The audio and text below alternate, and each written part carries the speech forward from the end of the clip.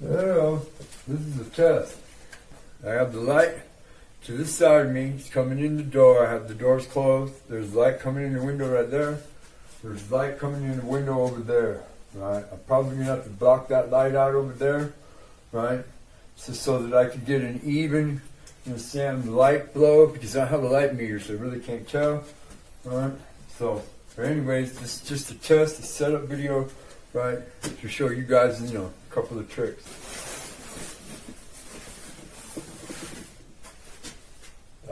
Piece of foam, right, real thin one, right, that you use, for bottom of liners or chairs and stuff. Right. Yeah, is the lighting any better? Any worse? Right, so now, there's so many pinholes, and there's light coming in from every different direction inside here. Right, I showed you yesterday, saying the phenomenon effects of the light coming through the, on the floor with the smoke and stuff, remember? Right, but anyways, right, this is just one of those tricks that I use, you understand? Because there's two ways to approach lighting, right? You can either fight it, right, and try to, keep all of the shiny hot spots out of your video, or you can try to take advantage. This is what most people do. You try to take advantage of the light, and you always face into the light, so you put your camera in front of the light, wherever the brightest light source is, right, so that you get a clear shot. Either option, right, sometimes works, sometimes doesn't. Right, you just have to learn, you have to experiment, you have to do things, that in the background, your viewers, your subscribers are not going to notice, but it's going to help the production of your video, uplift the standards. So let's do a little bit more. All right, now look. This, right now, and this is the lighting of the room. This is the way the room is lit.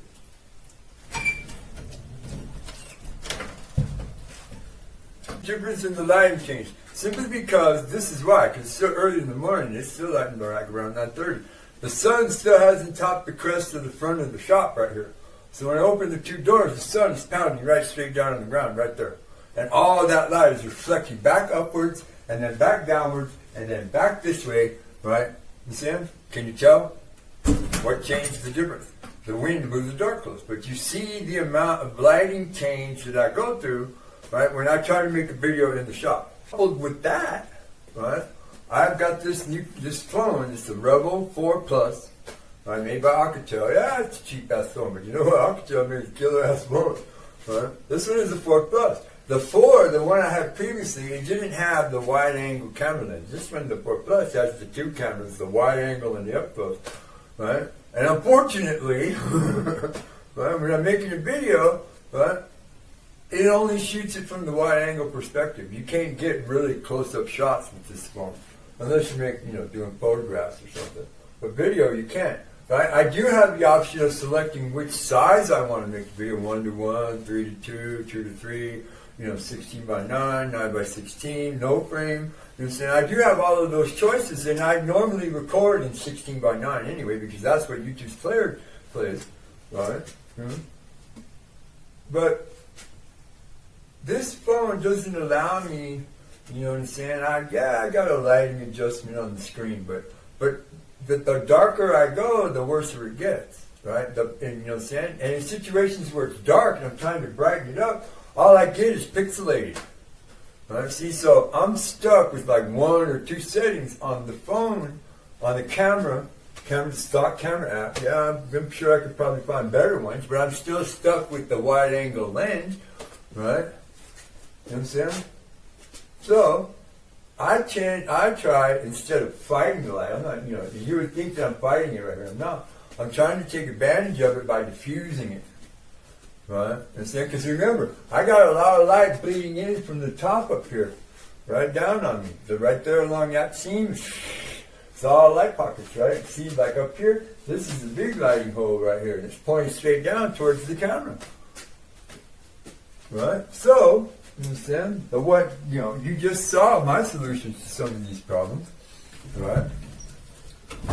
Is that even though this camera has some bad features to it, right, it does have, a couple of good features, right? And that is, You know what I'm saying? That the light sensor is a really good one. Right? That's why it flickers a lot of times, you know, because of the passing clouds, the way the light angles are bouncing off this or that or wherever, the dust particles in the air. Sometimes it freaks the little light sensor out, or you're saying it deflects the light a beam, because remember, light is two things at the same time. It's a photon and it's a beam. Right? So when it hits something and it doesn't, you know, ricochet, it deflects. Right? I'm saying into its, you know, scope of colors, because that's what light really is. You know, the white light is all colors combined, right? And you know, black, right, is no color at all. It's the void, the beyond, right? See what I'm saying? So I'm taking advantage of two things. I'm taking advantage of being able to redirect and diffuse the light, and to understand how my camera works, right? So that I can find the right spot to set my camera up in the darkest point, so that it only records, right, what's lit.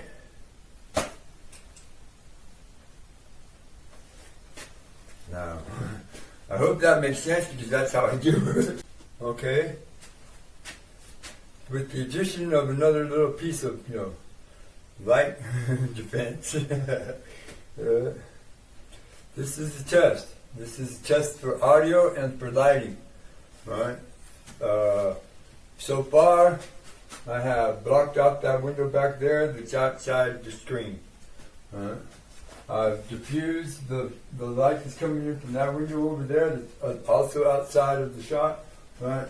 And then there's lighting coming in from the west side directly, straight in, from a window that I've left unblocked. And then there's lighting coming in right here, just about 5 feet away, right from where the camera is, in the form of a window, right, that I've partially blocked. So like about 2/3 of it is blocked and 1/3 is the light coming in. To the east, right here, I have the sliver of the light that tapers wider and wider as it gets to the bottom of the two doors.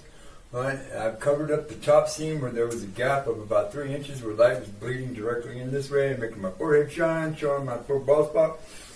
Right? So I blocked that up there. This is the actual lighting of the room right now.